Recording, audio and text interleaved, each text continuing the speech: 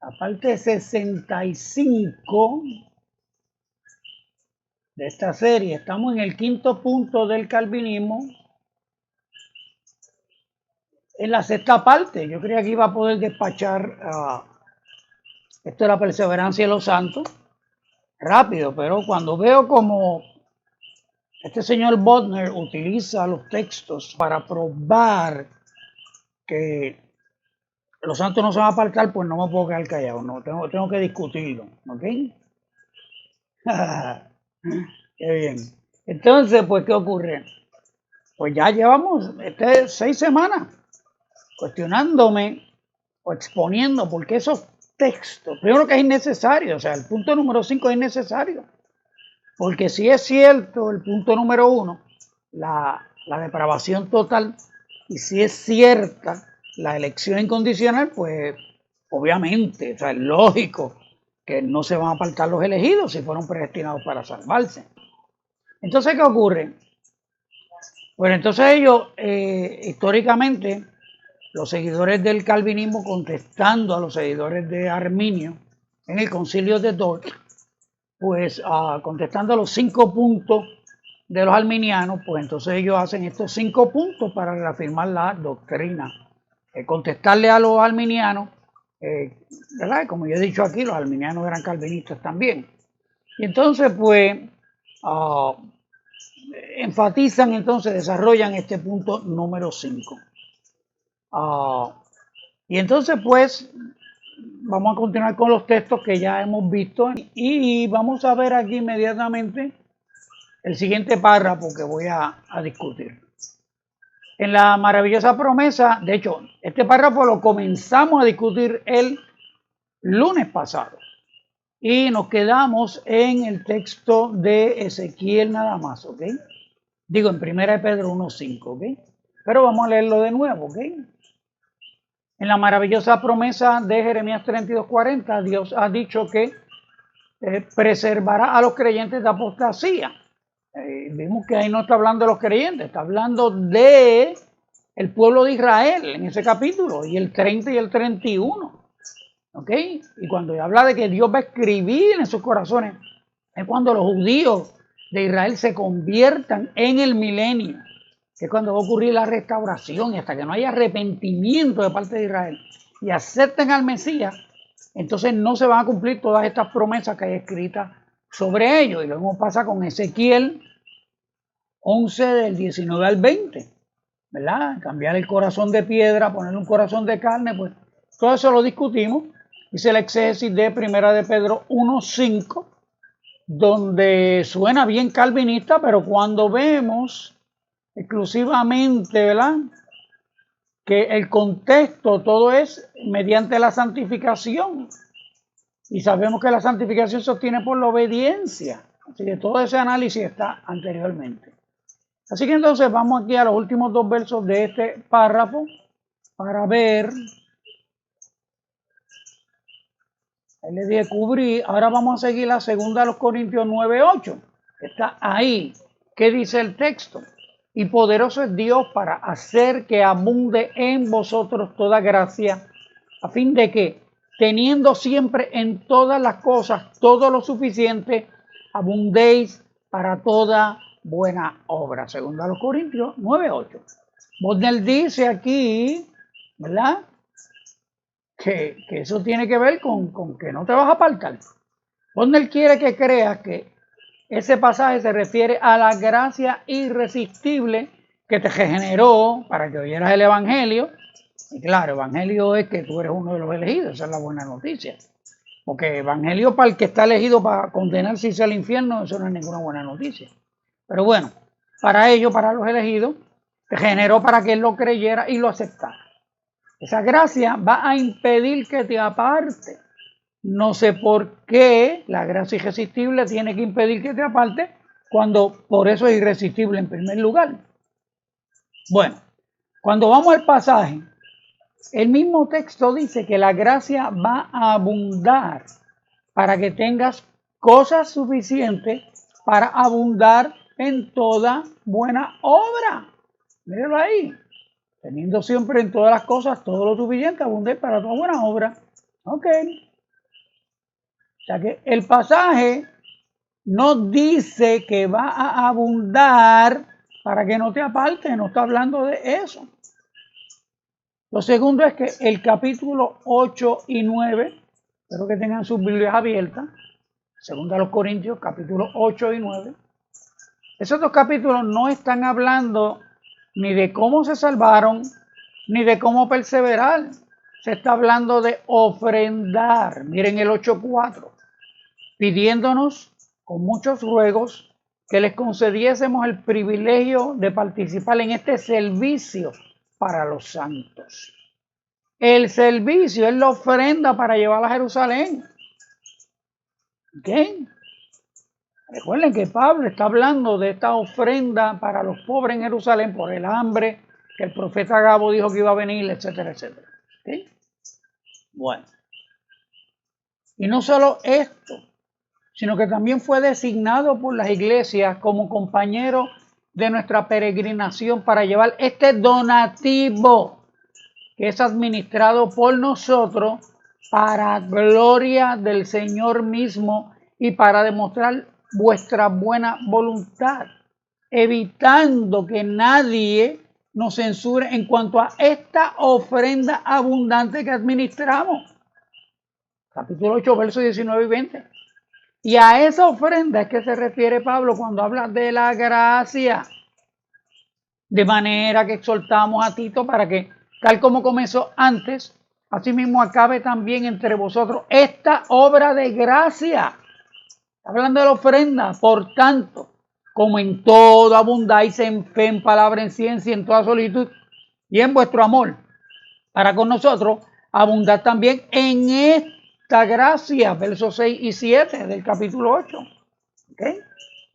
Ahora está hablando de la ofrenda y a esa ofrenda es que le llama esta gracia. Abundar aparece 6 veces en los dos capítulos. Generosidad y dar 4 veces. Voluntad, querer y diligencia 6 veces. Sinceridad del amor vuestro y pruebas de vuestro amor 2 veces. Todo esto en los dos capítulos y todo el tema es la ofrenda para los santos. Pero de alguna manera esotérica o gnóstica, Bodner quiere que creamos que todo eso también se refiere a la gracia irresistible que impide que nos apartemos. Luego pues va a citar, terminando ese párrafo, Romanos 14:4. Interesante texto. ¿Tú quién eres que juzgas al criado ajeno? Para su propio Señor está en pie o cae, pero estará firme porque poderoso es el Señor para hacerlo estar firme. Fantástico.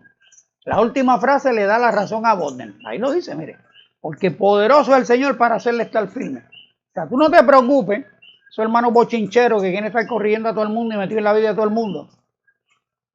Yo lo estuve en una época en mi vida haciendo también. Quería estar metido, tú sabes. Quién persevera y quién no, quién está en santidad y quién no. Ya yo me salí de esa competencia hace años. Pero aquí, Pablo está diciendo, mira, ¿qué tienes tú que estar juzgando al criado ajeno? Eso es entre él y Dios. Tú ora por él. Eso es todo. No le seas de tropiezo. Ocúpate de no serle de tropiezo. Pero tú no tienes que estarlo juzgando. ¿Por qué? Porque si cae o está en pie, mira, estará firme, dice ahí, porque poderoso es el Señor para hacerle estar firme. Y aparentemente eso suena a calvinismo, a que Dios va a hacer que persevere, que no sea parte.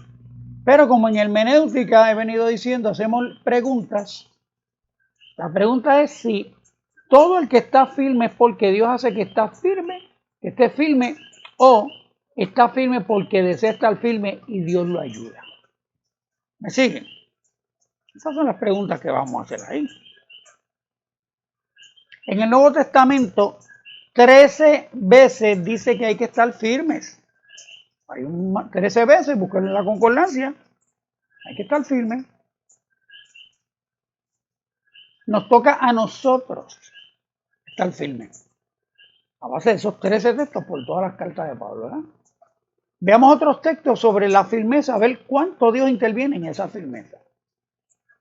Romanos 5:1 y 2 dice: justificados pues por la fe, tenemos paz para con Dios por medio de nuestro Señor Jesucristo, por quien también tenemos entrada por la fe a esta gracia en la cual estamos firmes y nos gloriamos en la esperanza de la gloria de Dios.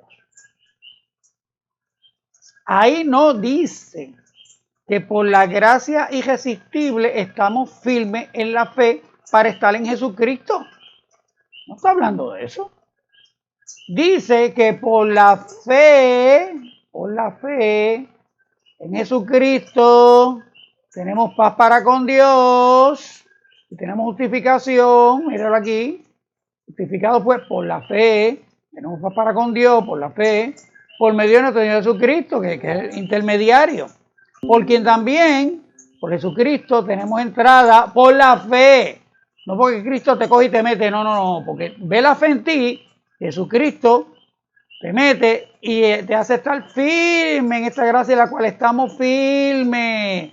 Pero es por la fe, mire, por la fe. Hello. O sea que la fe es la que nos hace partícipe de todo. La fe es la llave que nos abre todos los beneficios del cielo en Jesucristo, a través de Jesucristo, por Jesucristo, en Jesucristo. Llevamos un año en eso. ¿Ok?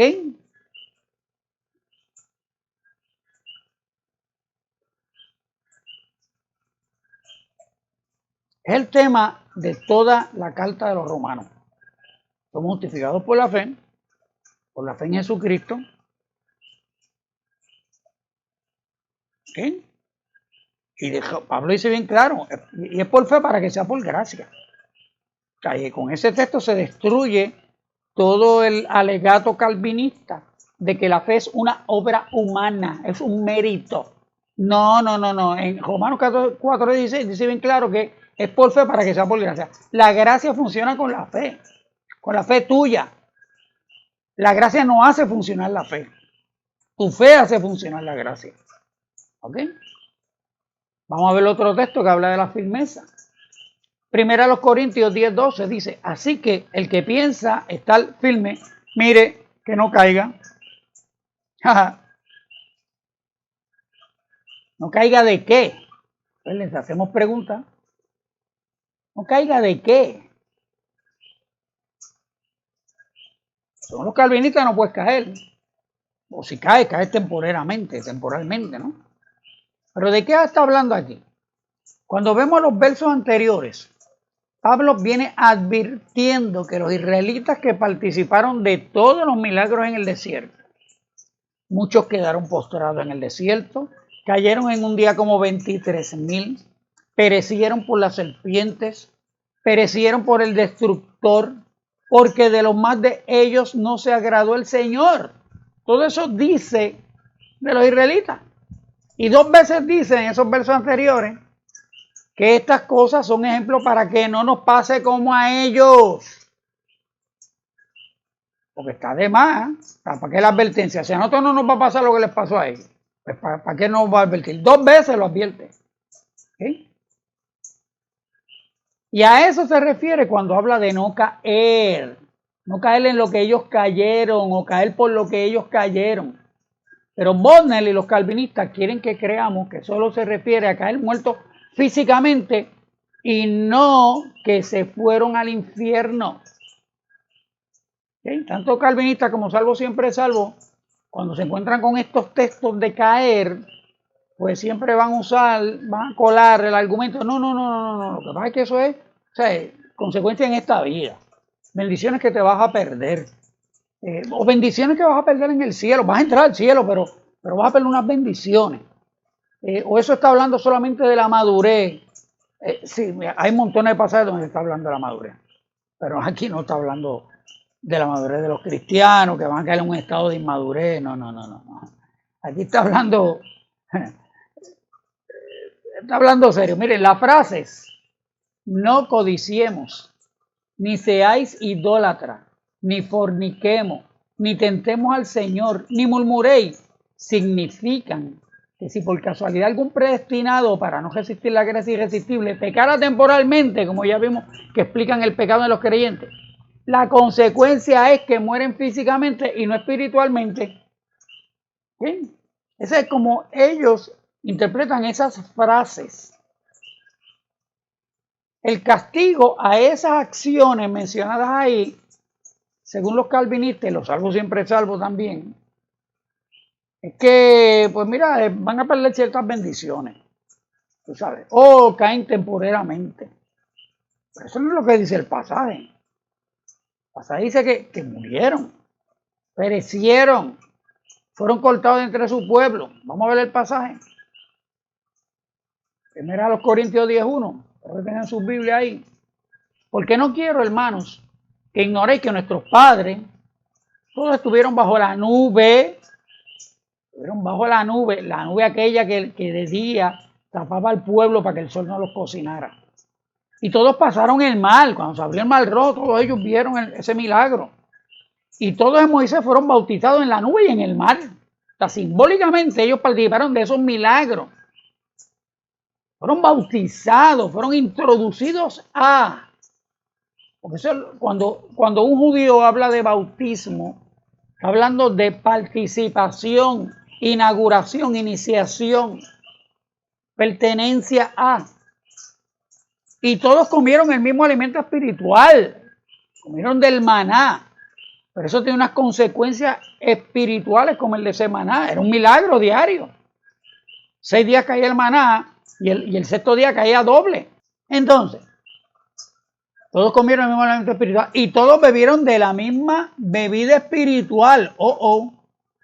Porque bebían de la roca espiritual que los seguía y la roca era Cristo. O sea, Pablo está diciendo aquí que esa gente estaban bebiendo de Cristo.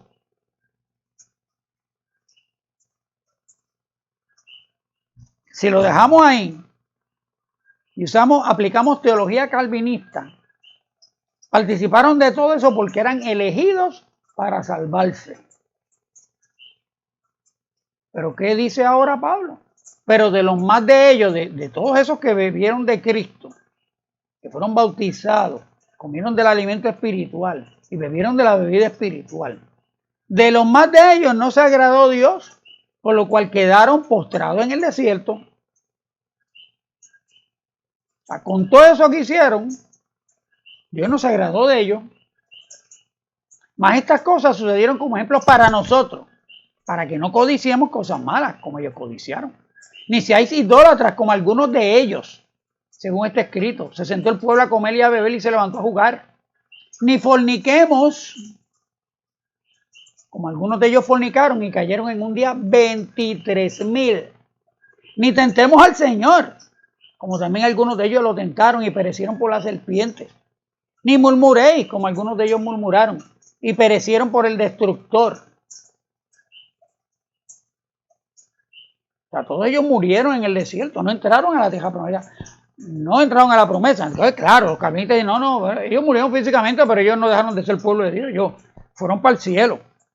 ¿Verdad? En la transición es que eran escogidos y se salvaron. Ok.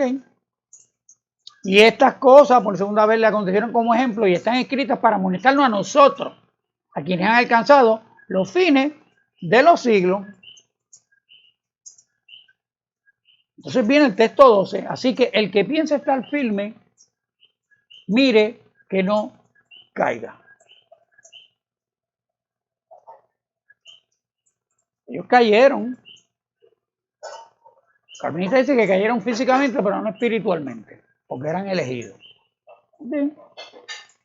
Pablo nos dejó claro en Romanos del 9 al 11 que aunque Israel eran escogidos y Dios tiene promesas todavía con ellos, solo se salva el remanente y por la fe. Eso lo vimos cuando hicimos la exégesis del capítulo 9, 10 y 11, especialmente en la sección donde estudiamos la palabra escogido, elección, etc. Aquí cuando Pablo dice que bebieron de Cristo y como quiera perecieron, la idea de que fueron cortados de entre su pueblo. Aquí cuando Pablo dice que bebieron de Cristo y como quiera perecieron, La idea de que fueron cortados de entre su pueblo. En ningún sitio del Viejo Testamento sugiere que murieron físicamente, pero se salvaron espiritualmente. ¿Okay? Toda la interpretación histórica, teológica de los judíos, es que cuando esa gente que pereció fueron cortados de su pueblo. No heredaron. No llegaron a ningún sitio, desaparecieron, adiós. ¿Okay? Entonces, cuando Pablo continúa en el 13, porque ese era el 12, así que el que piense estar firme, mire que no caiga. Recuerden que estamos bregando con la palabra firme. Cuando él continúa en el 13, los calvinistas reafirman que Dios no va a dejar que nadie se pierda y por eso solo nos va a tentar con lo que podemos resistir. ¿Qué dice el 13? No os ha sobrevenido ninguna tentación que no sea humana, pero fiel es Dios, que no os dejará ser tentados más de lo que podéis resistir, sino que dará también juntamente con la tentación la salida para que podáis soportar. Es el 13. Aquí está hablando de cuando Dios nos tienta o nos prueba. No incluye cuando el diablo nos tienta, ni cuando cada uno es seducido y atraído por su propia concupiscencia, como dice en Santiago. Luego en el 14 continúa con las advertencias. Huir de la idolatría. O sea, primero nos estaba diciendo, oh, mira, no seamos idólatras como algunos de ellos fueron idólatras. Y ahora vuelve y hace énfasis. No huir de la idolatría. Hay que huir de las pasiones juveniles, hay que huir de la idolatría. 4 cosas hay que huir, pero ahora no me acuerdo de las 4. ¿Cuál es la consecuencia de la idolatría? Verso 20. Antes digo que los gentiles sacrifican, a los demonios los sacrifican. Y no a Dios.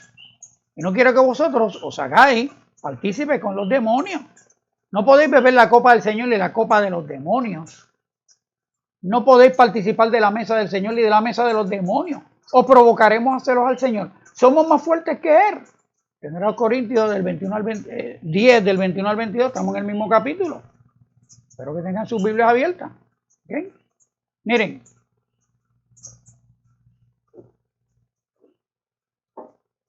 Miren esto. No me parece que la sentencia contra la idolatría en la Biblia sea perder bendiciones en esta vida y como quiera disfrutar en el más allá. No me parece. Pablo viene diciendo, no sean idólatras como algunos de ellos fueron idólatras. Y ahora vuelve y remacha. Huir de la idolatría. O sea, le está diciendo a santos, según los calvinistas, escogidos, predestinados para perseverar. Dios va a hacer lo que sea para que no se aparten. ¿Ok? Y Pablo está diciendo aquí, mire, si alguno piensa estar firme, mire que no caiga. Y le está diciendo toda esta sarta de consejos. ¿Y cuál es la consecuencia de la idolatría? Morir en esta vida físicamente y como quiera te vas para el cielo. No, será cortado de entre su pueblo. Era muerte inmediata. Se acabó, no hay remedio para él. Los idólatras no entrarán al reino de los cielos, no heredarán el reino de los cielos. Por aquí Pablo le está diciendo a santos que según los calvinistas son escogidos, le está diciendo, miren, ustedes pueden caer en idolatría. Y esto es lo que les va a pasar. No provoquen al Señor. ¿Ok? Dios le dijo a Moisés en Éxodo 32-33, al que pecare contra mí, a este raeré yo de mi libro. Ustedes han oído por ahí que hay un libro de la vida y que Dios escribe en ese libro a los que se van a salvar desde antes de la fundación del mundo y no hay un ángel bojando y escribiendo cada vez que tú pecas. ¿Han oído ese argumento? Yo lo he oído muchísimo. Pues ok, vamos a dar ese argumento al lado. Vamos a ver con este argumento, Éxodo 32-33. El Señor le está diciendo a Moisés, al que pecare contra mí, es el momento en que Israel acaba de hacer el becerro de oro. Y Moisés tiene que volver a dar un restart a la cosa. Otros 40 días en el monte. Y ahí Dios se le aparece y Moisés le está diciendo, mira, bendito, perdona este pueblo, que mira, que... Y dice, al que pecare contra mí, a este caeré yo de mi libro.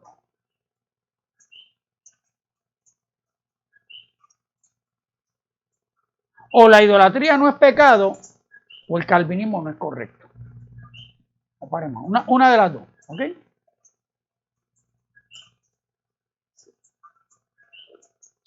Y para cerrar el tema, espero que tengan su Biblia abierta. Si vamos al 9:27, se refuerza mi planteamiento. ¿Qué dice 9:27, 25 al 27? Todo aquel que lucha, de todo se abstiene. Ellos a la verdad para recibir una corona corruptible, pero nosotros una incorruptible. Así que yo de esta manera corro, no como a la aventura, de esta manera peleo. No como quien golpea el aire, sino que golpeo mi cuerpo y lo pongo en servidumbre. No sea que, habiendo sido heraldo para otro, yo mismo venga a ser eliminado. 1 Corintios 9, 25 al 27, antes de comenzar ese capítulo que vimos ahora. ¿Eliminado de qué? De predicar el evangelio, de ser apóstol. Eliminado de la corona incorruptible. ¿Y quién recibe una corona incorruptible? Sé fiel hasta la muerte y yo te daré la corona de la vida. Digo, volviendo al verso 12, el que piense estar firme, mire que no caiga.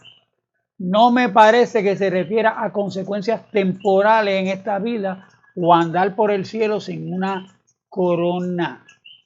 Cuando Pablo habla de consecuencias aquí, pero con salvación después, lo especifica como en el caso del capítulo 5, verso 5, apúntalo por ahí, y el 3:15. Ahí Pablo está hablando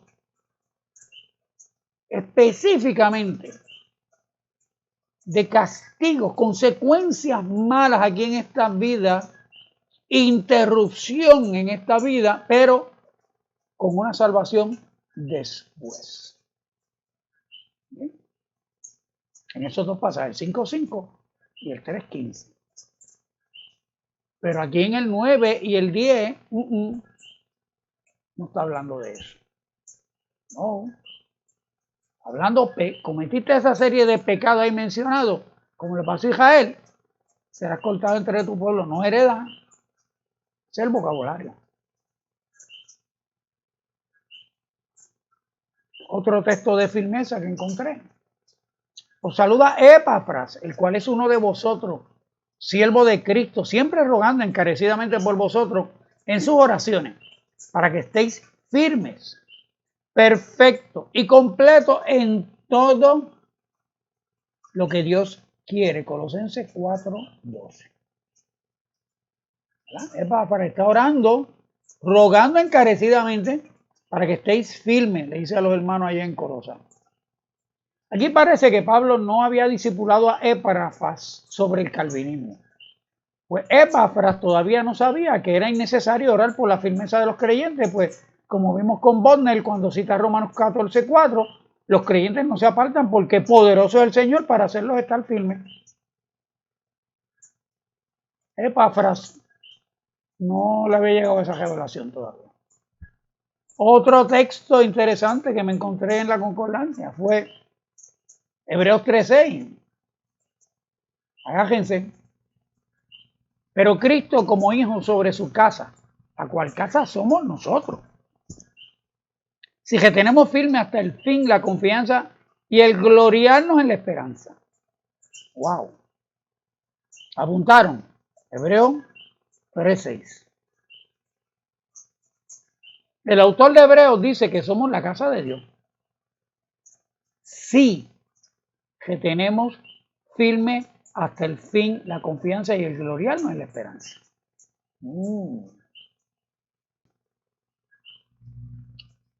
Este texto, Hebreos 13, no suena calvinista. Pues si fuimos regenerados para creer y aceptar la gracia irresistible, ¿por qué hay que retener firme hasta el fin lo que sea? Pero aquí está hablando de algo más que retener la confianza para salvarnos. Le iba a decir que yo enseño que una cosa es la fe y otra cosa es la confianza. Fe es una decisión que tú tomas de creer. Confianza es el estado en el que tú decides encontrarte en lo que llega la respuesta a tu fe. La confianza es una escuela donde tú te tienes que apuntar. ¿Sí? Pues este asunto, mire lo que dice aquí. Somos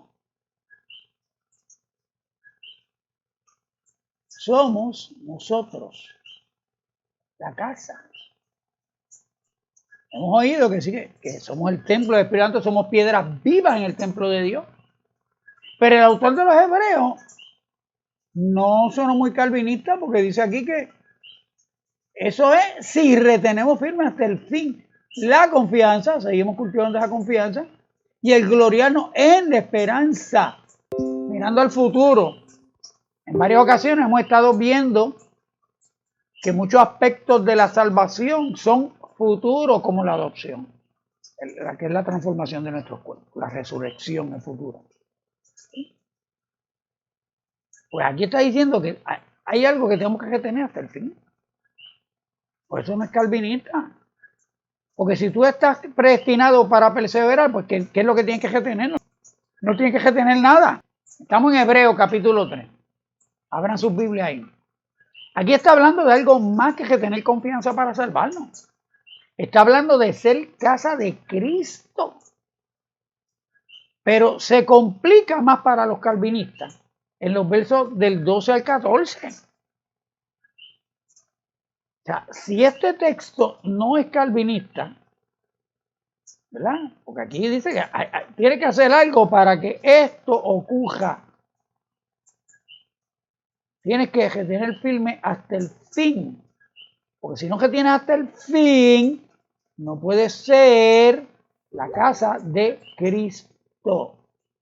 Pero mire entonces este otro verso aquí, cómo se complica la cosa. Mirad, hermanos, que no haya en ninguno de vosotros corazón malo de incredulidad para apartarse del Dios vivo. Antes, exhortaos los unos a los otros cada día, entre tanto que se dice hoy, para que ninguno de vosotros se endurezca por el engaño del pecado, porque somos hechos participantes de Cristo, con tal que retengamos hasta el fin nuestra confianza del principio. Espérate. Esto está serio aquí. O sea, aquí está diciendo con tal que retengamos firme hasta el fin. Aquí dice, si retenemos firme hasta el fin la confianza, y aquí dice nuestra confianza del principio. ¿Tú quieres perseverancia de los santos? Coge perseverancia de los santos. Fíjense, los salvos siempre salvos no tocan este pasaje de Hebreo. No lo tocan. Aquí dice, mire lo que dice aquí, que la incredulidad te puede apartar de Dios. Y está hablando de hermanos. Dice que los hermanos se pueden endurecer por el engaño del pecado. Y repitiendo el verso 6, hay que retener, estos hermanos tienen que retener firme hasta el fin nuestra confianza del principio. Nunca he visto que los calvinistas, los salvos siempre salvos, usen este texto ni para decir que esos hermanos lo son en apariencia. Porque en otros pasajes de Hebreo, ¿verdad?, que contradicen la narrativa calvinista y de salvo siempre es salvo. Dice, no, pero es que, no, es que eso, ahí no está hablando hermanos, esos son hermanos en apariencia. ¿Entiendes? Porque si hubieran sido hermanos de verdad, si fueran elegidos de verdad, que Dios los hubiera generado, mira, no se apartan. Pero es que aquí no está hablando de eso, aquí está diciendo a hermanos por los que Cristo murió, que dice antes en el capítulo 2 que Cristo no se avergüenza de llamarse hermano de ellos. A esos hermanos, que después al final de Hebreo está hablando de que los perfeccionó con un sacrificio, lo hizo perfecto. A esos hermanos le está diciendo aquí que pueden tener un corazón malo de incredulidad que los puede apartar del Dios vivo. Y aquí dice que el pecado, el engaño del pecado, los puede endurecer. Entonces aquí dice que somos hechos participantes de Cristo, no porque fuimos elegidos desde antes de la fundación del mundo para estar injertados en Cristo, en la vid. No.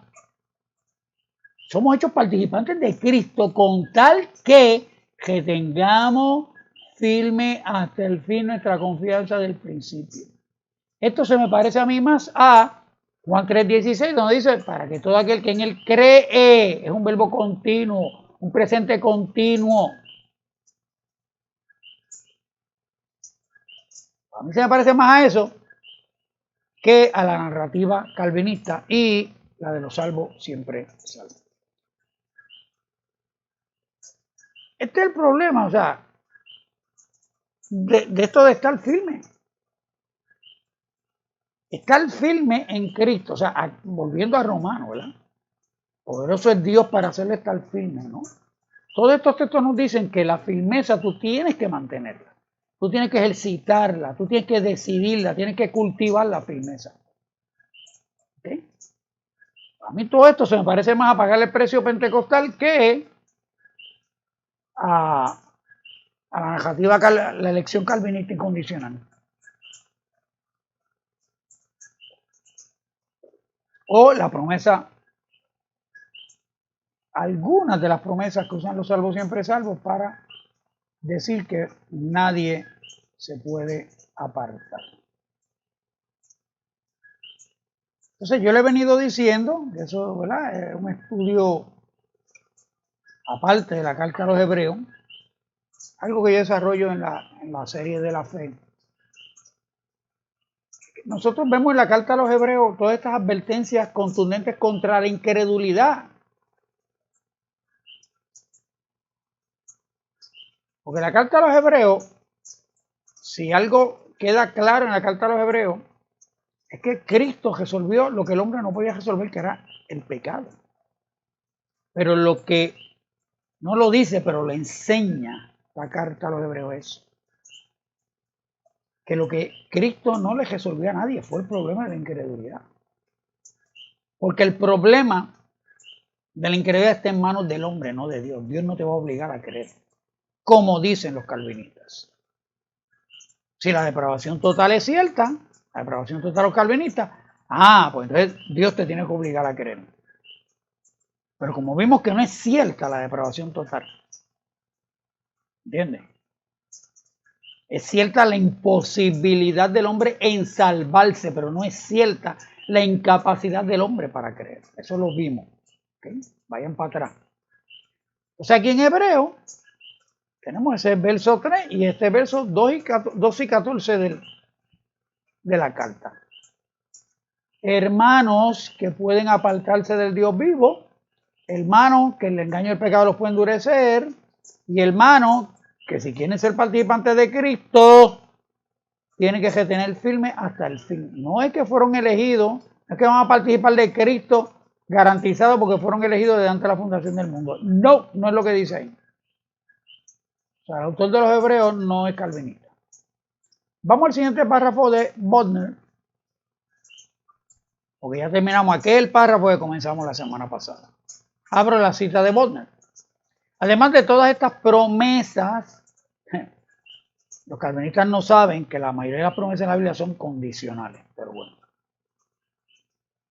Además de todas estas promesas, los creyentes tienen la promesa adicional de que no les ha sobrevenido ninguna tentación que no sea humana, pero fiel es Dios que no les dejará ser tentados más de lo que pueden resistir, sino que dará también juntamente con la tentación la salida para que puedan soportar. Ya le discutí algo, pero le vamos a añadir. El ser librado de ciertas tentaciones que les serían demasiado fuertes es un don absoluto y libre de Dios a los creyentes, ya que depende de su providencia cuáles tentaciones habrán de encontrar en el curso de su vida y de cuáles han de ser librados. Pero fiel es el Señor que os afirmará y guardará del mal, segunda a los Tesalonicenses 3:3. Y el ángel de Jehová acampa alrededor de los que le temen y los defiende, Salmo 34:7. En medio de todas sus pruebas y luchas, Pablo pudo decir: estamos atribulados en todo, mas no angustiados, en apuros, mas no desesperados, perseguidos, mas no desamparados, derribados, pero no destruidos, sabiendo que el que resucitó al Señor Jesús, a nosotros también nos resucitará con Jesús, según Corintios 4, 8, 9 y 14. Ok. Ya vimos en 1 Corintios 10, 13 que está hablando de cuando Dios nos tienta, nos prueba. No cuando el diablo nos tienta, ni cuando nuestra carne nos seduce. Porque en otros lugares del Nuevo Testamento se habla de eso. ¿Sí? Nuestra carne está todo el tiempo tratando de apartarnos de Dios, tratando de que pequemos. ¿Sí? Pero Borner dice aquí, le añade a ese texto de 1 Corintios 10, 13 que ya vimos, el ser liberados de ciertas tentaciones que les serían demasiado fuertes es un don absoluto y libre de Dios a los creyentes, ya que depende de su providencia cuáles tentaciones habrán de encontrar en el curso de sus vidas y de cuáles han de ser librados, hijo la cita. Lo que no explica es para qué tiene Dios que librar a seres que la gracia irresistible lo generó, para que quisieran, creyeran y aceptaran el evangelio, de tentaciones que, para que Dios los tiene que librar de tentaciones que los pudieran interrumpir la elección incondicional. Ya dijo que los creyentes pueden pecar temporalmente. ¿Qué pecado puede afectar el decreto de Dios para sus vidas si todos los pecados, ¿verdad?, son temporales? Luego cita, o sea que si él dice que el verso 13 se refiere a que no nos vamos a apartar porque Dios se lo va a permitir las tentaciones que no nos pueden apartar, pero ¿para qué? ¿Cuál es la sabiduría detrás de eso? ¿Cuál es el show? ¿Cuál es la pantomima? Porque que nada puede apartar a los escogidos de Dios, según ellos. Entonces, ¿por qué Dios tiene que intervenir para que no le ocurran o le vengan unas tentaciones que los puedan apartar? No entiendo. Esas son las preguntas que nosotros nos tenemos que hacer cuando los calvinistas nos traen un texto o un argumento. Tenemos que hacer preguntas. ¿Okay? Luego cita en ese párrafo último las promesas de 2 a los Tesalonicenses 3:3 y Salmo 34:7. Y aquí hacemos preguntas, cuestionamos. Si Dios está cuidando a los que no se pueden apartar de algún mal o peligro que los pueda apartar, entonces admiten que sí se pueden apartar, pero no. Pero si no hay nada que los aparte, porque ya fueron generados para no apartarse, más la gracia irresistible, más el decreto, más la elección incondicional, entonces esas promesas no tienen que ver con garantizar la perseverancia y significan lo mismo que significan para nosotros los no calvinistas. Dios decide a qué nos va a exponer sin que eso tenga que garantizar si perseveramos o no. O sea, los no calvinistas creemos que cuando vienen pruebas a nuestra vida, Dios permite que entremos en ciertas situaciones. O vienen a nuestra vida condiciones, situaciones por malas decisiones que hemos tomado. Dios va a utilizar todo eso, si amamos a Dios y estamos en su propósito, lo va a utilizar para bien nuestro. No es para garantizar que perseveremos o que no nos apartemos.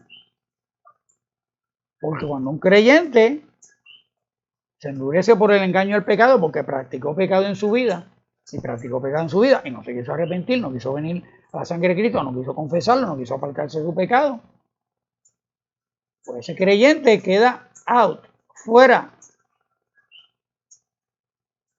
¿Entiendes? Su salvación no se pierde, su salvación siempre está disponible. Se pierde él. Eso es lo que yo enseño. Antes dice, pero tú no crees en seguridad de salvación. Sí. Yo creo que la salvación está tan segura como el mar alrededor de Puerto Rico. No importa donde tú te encuentres en Puerto Rico, si caminas en línea recta, seguramente, inevitablemente vas a llegar al mar. El mar está ahí. Que tú llegaste al mar y te metiste o no, esa es tu decisión. El mar no te va a caer encima y te va a arrastrar para impedir que regreses a la tierra, no. Tú decides si te metes en el mar o no.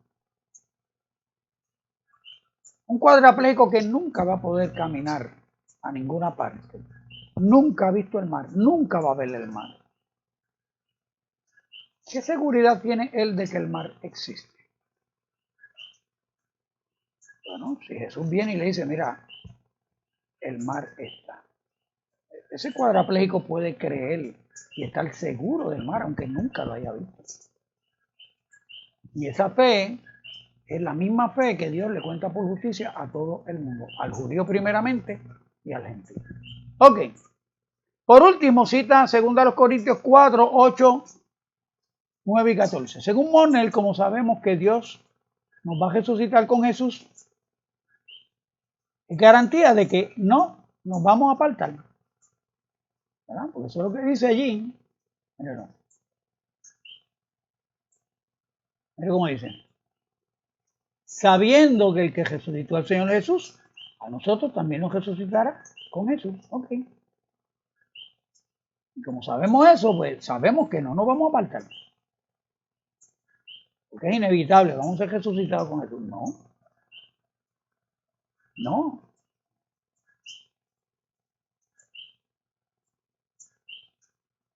En la mente de Bodnell y de los calvinistas, Pablo dice eso en ese texto para asegurarnos que no nos vamos a apartar. Lo que Bodnell no dice es que vamos a resucitar porque estamos en Cristo, no porque fuimos elegidos para resucitar.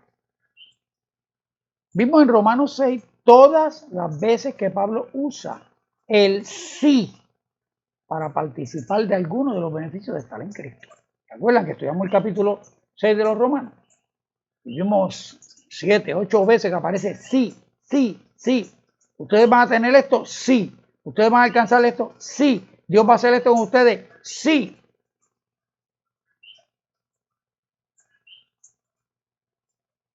Condición. Vayan al capítulo 6 de Romanos. Condiciones. ¿Okay? Así que todo el Nuevo Testamento, la resurrección es porque estamos en Cristo, porque fuimos sembrados en Cristo. Porque hemos muerto con Cristo, vamos a resucitar con Cristo. Pero hay que permanecer en Cristo. O sea, si en el momento de tu muerte tú no estás en Cristo, o en el momento del rapto tú no estás en Cristo, tienes un problema. No es que no hubo una salvación accesible para ti, no. La salvación siempre ha estado ahí para ti disponible. La salvación tuya no se pierde, te pierdes tú.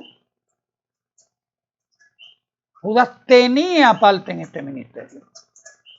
Jesús estuvo orando toda la noche para escoger a Judas.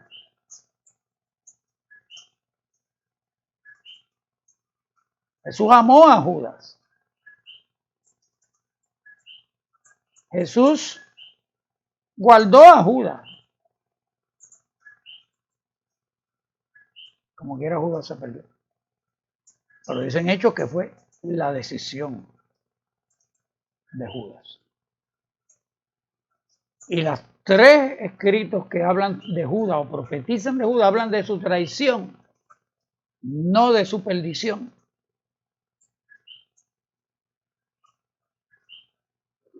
¿Okay? Así que ahí lo dejamos por hoy. Gracias a los hermanos que siempre se acuerdan de bendecirme.